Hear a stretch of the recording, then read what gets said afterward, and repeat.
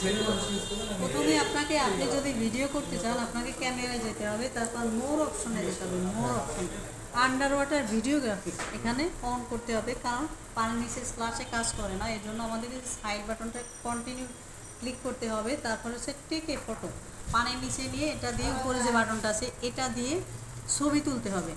তো দেখাই, এটা নিয়ে এটা চাপ দিয়ে ছবি তুলতে হবে।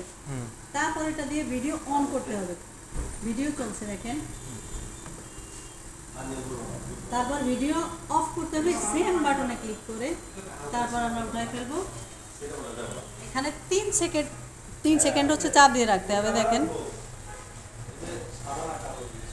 তারপর এই যে এর মধ্যে যে এটা আছে না, আমাদের এটা ওয়াটারপ্রুফ, তবে এই যে একটা জার আছে এর মধ্যে কিছু পানি যে জমে আপনারা দেখতে পান, সেক্ষেত্রে এটা আমাদের হচ্ছে 300-এর ভলিউম আছে দেখেন, 300-এর ভলিউম।